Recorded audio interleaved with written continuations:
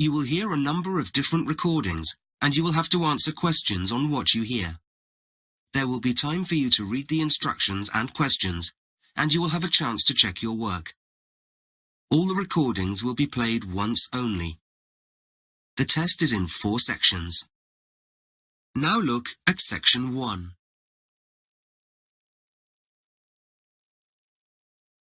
Section 1. You will hear a woman telephoning the police to report a theft. First, you have some time to look at questions 1 to 4.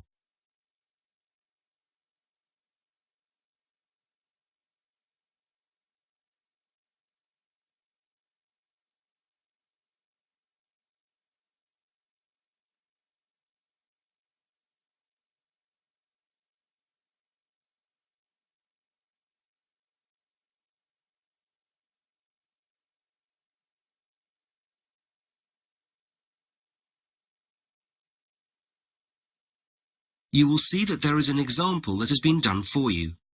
On this occasion only, the conversation relating to this will be played first. Good morning, Wessex Police Department. Hi, I need to report a theft. You've had something stolen? Yes, I have. Have I got the right number? Yes, let me just get a form for theft. Right, this is it. Let me take a few personal details first. Can you tell me your first name? Yes, of course. It's Sabrina. The woman says that her first name is Sabrina, so Sabrina has been written in the space. Now we shall begin. You should answer the questions as you listen, because you will not hear the recording a second time. Listen carefully and answer questions 1 to 4. Good morning, Wessex Police Department. Hi, I need to report a theft. You've had something stolen? Yes, I have.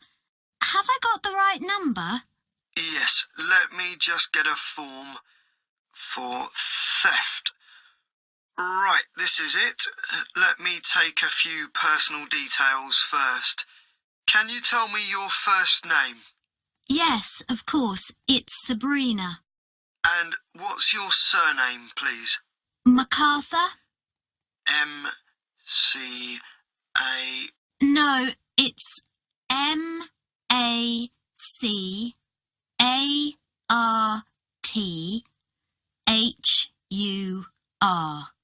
Oh, right. And can I have a contact phone number? Yes, it's 07188 233 764. OK, got that. Now, what is it that's been stolen? Well, I think the thief thought it was my purse, but in fact it was my reading glasses. They were in a soft case on the top of my rucksack. I didn't realise they were missing until I got to college and started doing some coursework. I see. That must be inconvenient. Can you tell me how much they were worth? Well, I had them specially made about 9 months ago, and I paid £215 for them. And are there any special features that would make them easy to identify? No, not really. They're quite expensive, but they look quite ordinary.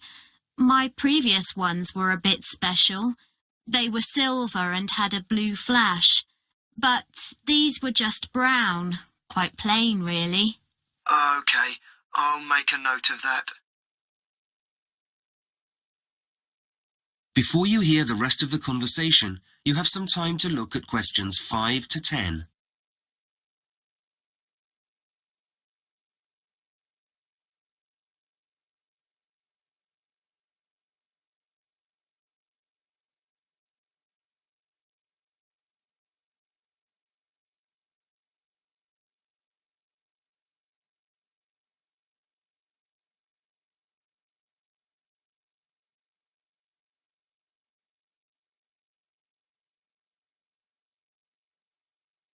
Now listen carefully and answer questions 5 to 10. Right, let me take some details of the theft. Can you tell me when it happened? Well, it was this morning. Okay, so that's today's date, which is the 13th. No, just a minute, that's yesterday. The 14th of February. And what time? It must have been around 8:30 a.m. And where did it happen? Well, I only discovered them missing when I got to college. But I do remember someone bumping into my rucksack when I was at the station. I was waiting for a train and the platform was very crowded. It was the rush hour, you see, and there were a lot of people standing behind me and I was aware of my rucksack being touched. So it must have been then. Okay. Did you see the person who was touching your rucksack? No, I'm afraid I didn't. The train was late and I was starting to worry about missing my first lecture. I see. So, were there any witnesses? Do you think anyone saw the thief? Yes, my brother was standing behind me and he noticed someone near my rucksack. He didn't realise at the time that anything had been taken, so he didn't mention it to me. But when I realised something had been stolen, I told him about it and he remembered seeing this person. I see. And so were you able to get a description of the person? Well, apparently the guy was quite tall. Okay, good. Anything else? Any idea of age or build? What about hair? Was it long or short? Don't know about the length, but I was told it was black. I think that's about all I know, I'm afraid. That's okay. There have been a number of reported thefts recently in that particular area, so we're trying to get a picture of whether a number of thieves are involved, or if it's just one or two. So any details, no matter how small, will help us. Has this kind of thing happened to you there before? No, it hasn't, but a friend of mine had something stolen a couple of weeks ago. And what happened then? Well, someone bumped into him. He didn't realise why at the time, but later he discovered that his wallet had been stolen. Okay. And did he report it? Oh, yes. Good. Right. So, just one last question. Are you insured? Well, I wasn't going to bother with insurance, but we were given a talk about the importance of it when we started college. So fortunately, I arranged some quite recently. Well, that was lucky. What kind of policy do you have? Are you sure it'll cover your theft? Yes, it should do. It's called student property and it covers theft at home, when I'm travelling, and also at college. Okay, that should be fine then. So, we'll get in touch if we have any news. Right, thanks. Goodbye. That is the end of section 1. You now have half a minute to check your answers.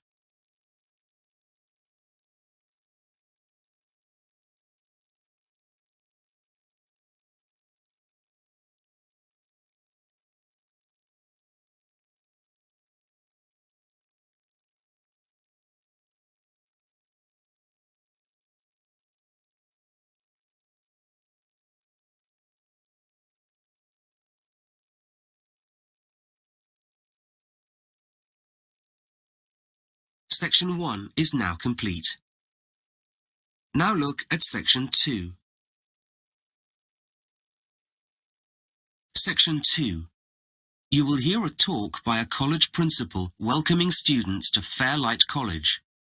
First, you have some time to look at questions 11 to 15.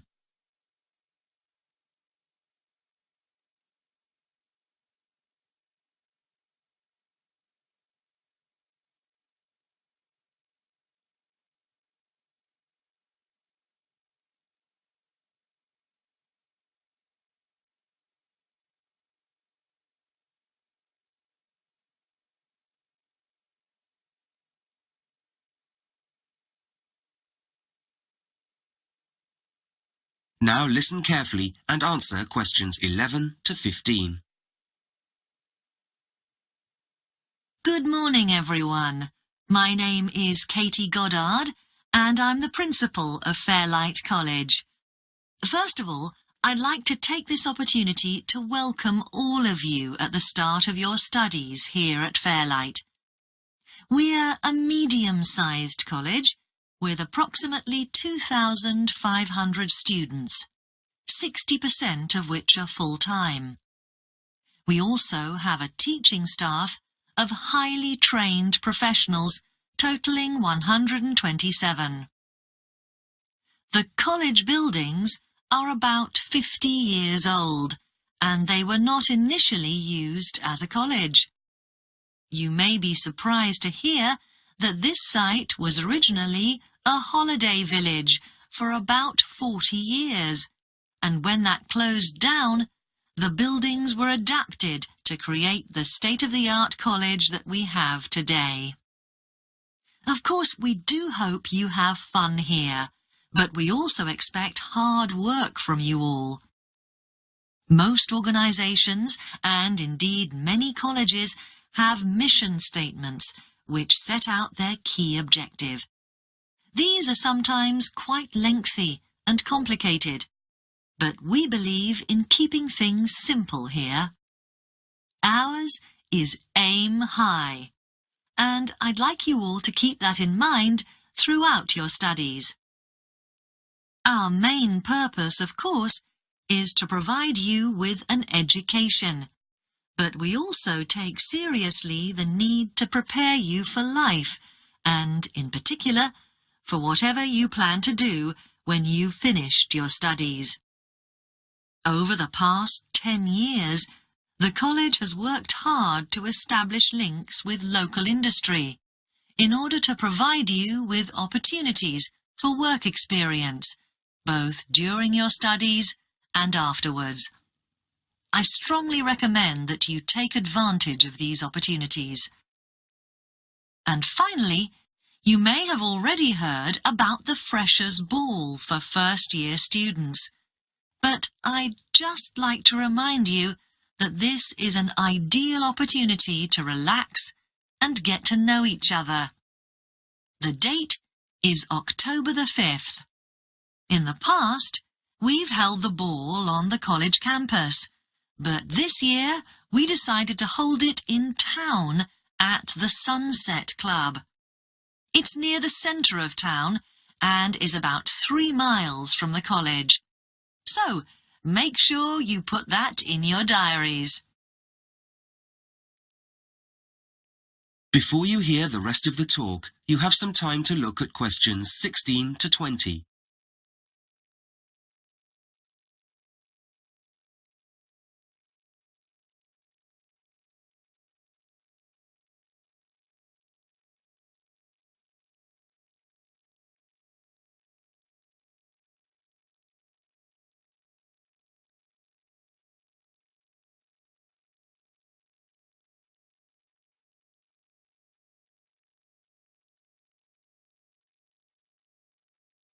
Now listen carefully and answer questions 16 to 20. I'd now like to point out a few important college facilities. I hope you all managed to pick up a map of the college campus on your way in. I'm not going to go over everything on the map, but I'd like to point out a few things that you should be aware of. So, first of all, I imagine most of you will have noticed the car park and the registration and admin building when you arrived today, and which are at the bottom of your map. It's easy to find the sports centre as it's located conveniently by the playing fields at the bottom right on the map. The layout of the campus is very straightforward, and there's basically a path that leads up through the centre with facilities on either side. I'm sure you're all keen to get hold of your course books, and I guess one of the most important places is the library. This is situated on the left of the main path, just after the cafe. I'd now like to draw your attention to a new addition to the campus, and one which we're all very excited about. This is the Innovation Centre, and is where we're hoping that all your creative ideas will produce some great new inventions. To get there, if you follow the central path past the orchard and then the Arts Building on your left, you cross the river and it's the new building on the right. The building on the left is the Medical Centre, and if any of you have any medical conditions that we should be aware of, please call in here and register with the nurse. OK, so I'd just like to point out the other two faculty buildings. To the right of the orchard and on the other side of the main path is the science block, and the river runs behind this building. And next to this, and further along the river, is the humanities building. So, I think we've covered all the faculty buildings. Now, finally, you will notice the 4 buildings in the square in front of registration and admin. The 2 on the left I mentioned previously, and on the other side of the path, the one nearest registration and admin, is the college shop, and the other is the canteen, which is open from 7:30 in the morning until 8 p.m. in the evening. Well, I hope that helps to orientate you. If you have any questions, please don't hesitate to ask me or any of the other members of staff, and I'm sure in no time at all, this will all become very familiar. That is the end of section 2. You now have half a minute to check your answers.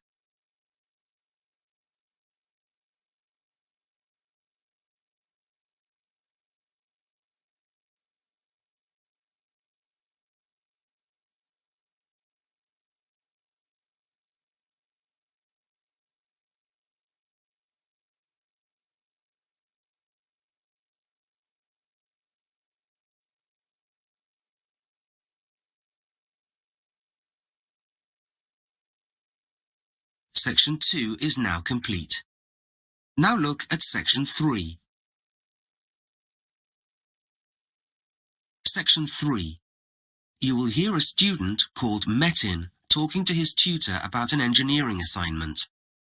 First, you have some time to look at questions 21 to 25.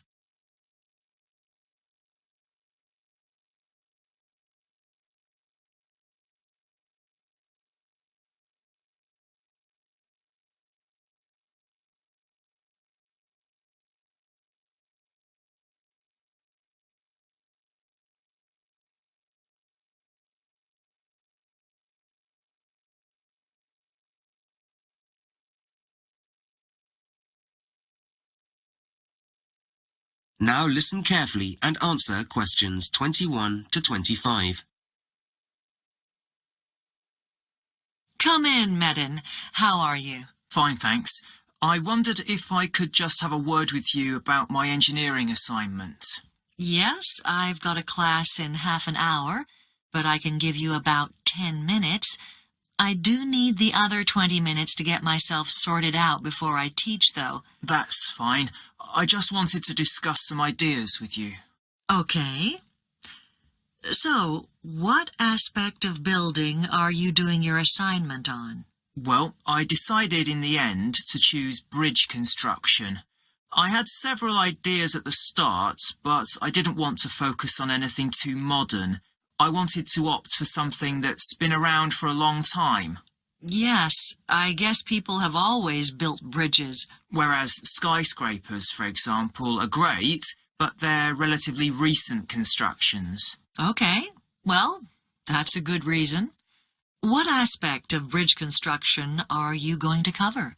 Well, there are some amazing bridges in different places and countries, so I thought I would start with some pictures. just a page or so of bridges around the world, and then go on to write about them. That would involve quite a range of designs. It might be better to narrow your theme down a bit. Might make it easier for you to structure your work. Yes, I'm not very good at making choices. You know, like a lot of students, you're trying to cover too much. Right, I see. Plus, you need to think about what you're being assessed on. Did I give you the outline for this? Yes, but I don't think I have it here. Well, last year's students will tell you that you won't do well if you only present an overview of something. It's not enough, no matter how many words you write. I see. You mean we have to show that we can go into something in detail? Exactly. Perhaps it would be a good idea to have a rethink when you get home. Do you have plenty of books and articles? Yes, I've got them at my flat. My flatmate said I didn't need to bring them. Well, it would have been helpful if you'd brought them along. Anyway, review all the literature you have first, and that will help you develop your ideas. Before you hear the rest of the conversation, you have some time to look at questions 26 to 30.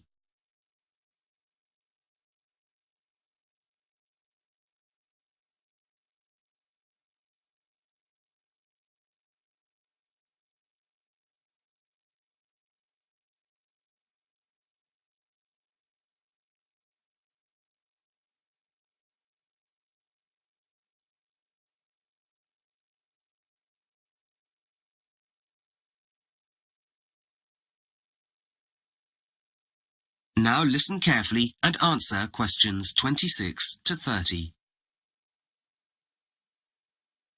So, which bridges have you read about already? Okay, well, I've read an article on suspension bridges, you know, like the Golden Gate Bridge in San Francisco. Uh-huh. What do you find particularly interesting about this type of bridge? Well, I think a lot of people believe that they're a very modern steel-based structure, but actually there were some very old ones that were made using grass that was twisted to form a rope. They were often used to walk between mountains, weren't they?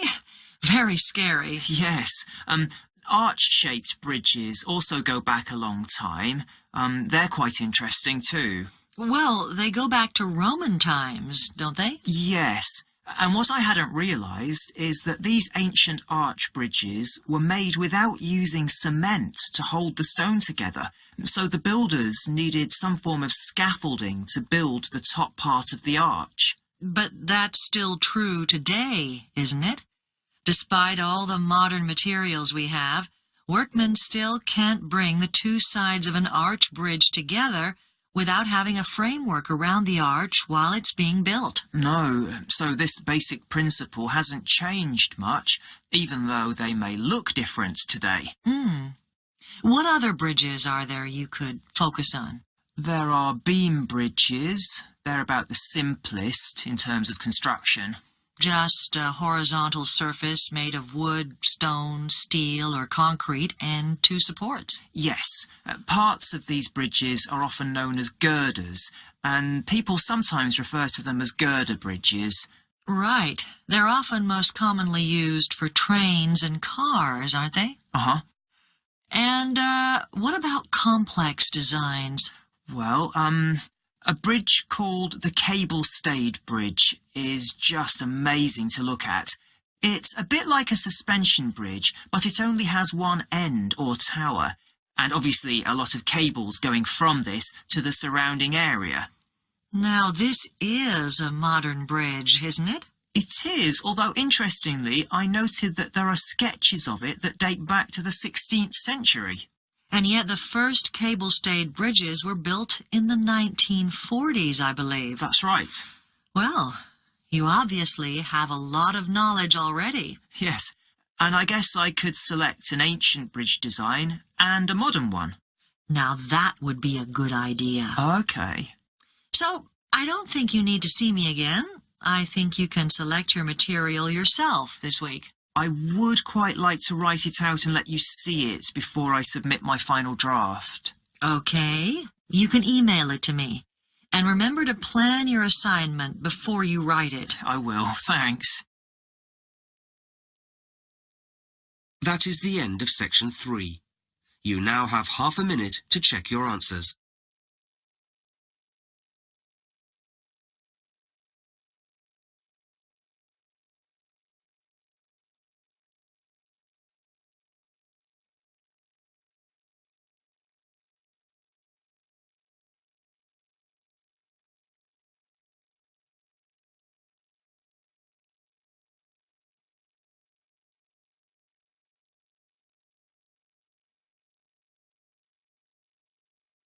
Section 3 is now complete. Now look at section 4. Section 4. You will hear part of a lecture about the behaviour of birds, called starlings. First, you have some time to look at questions 31 to 40.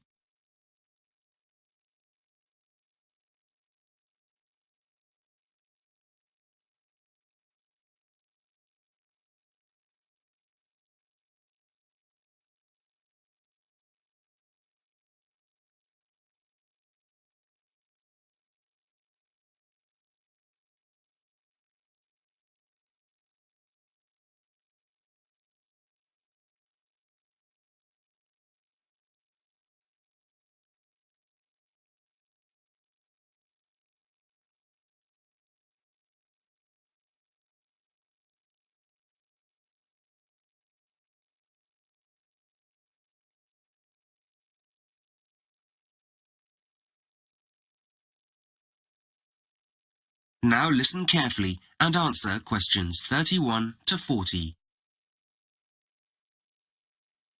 Hello everyone, and welcome to this talk on the natural world.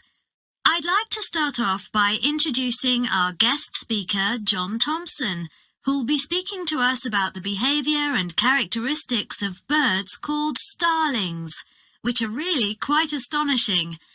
Over to you, John. Yes, thank you.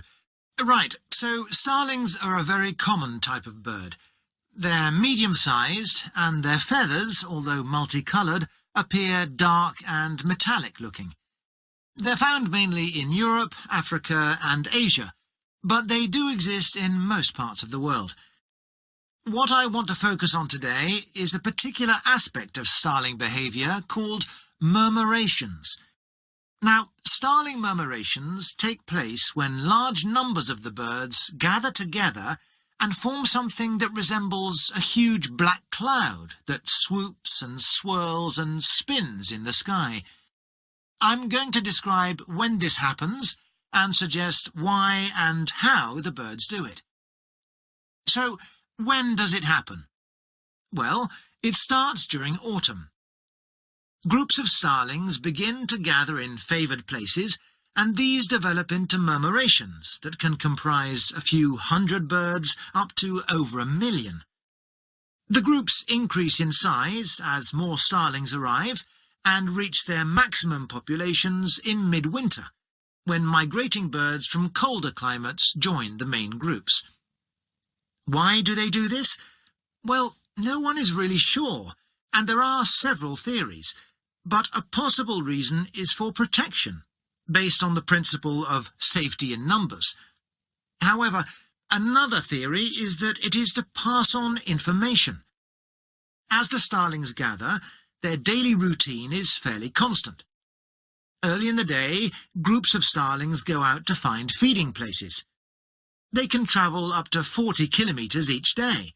But the interesting thing here is that they always return at the same time each day.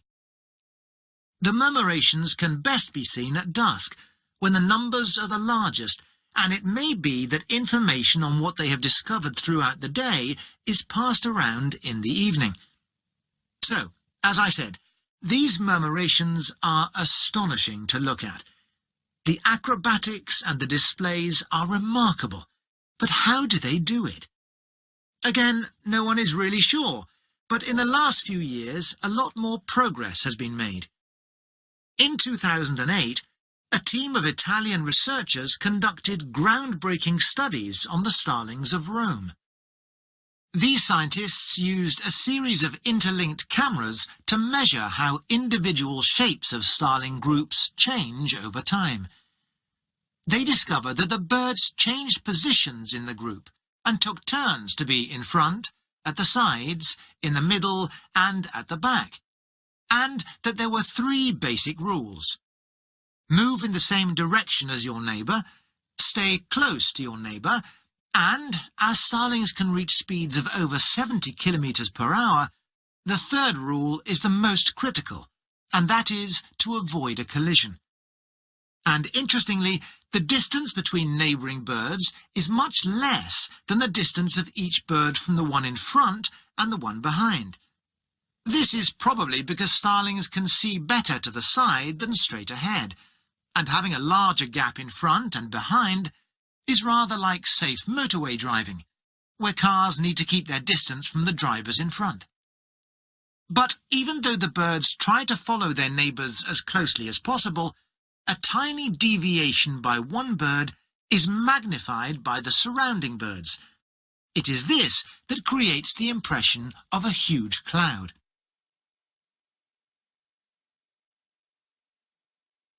So, to end this bit, just a few notes on starling populations.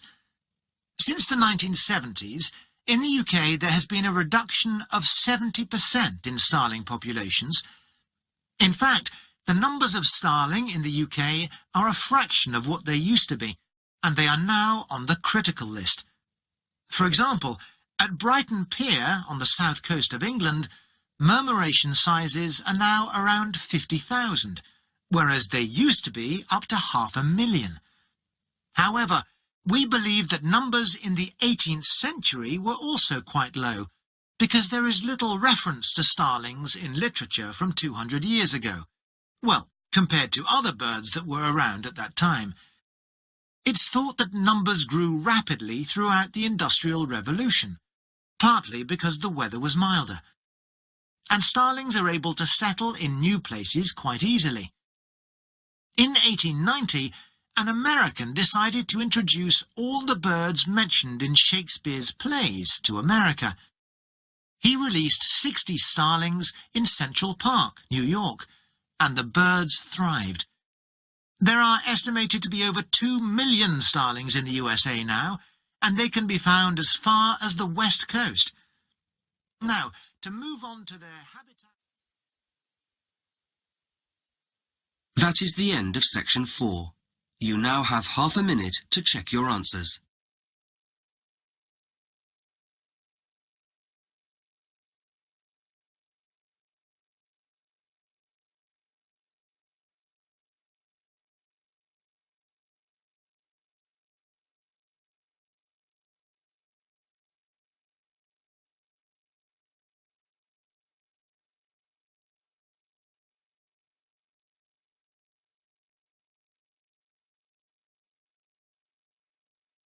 Section 4 is now complete.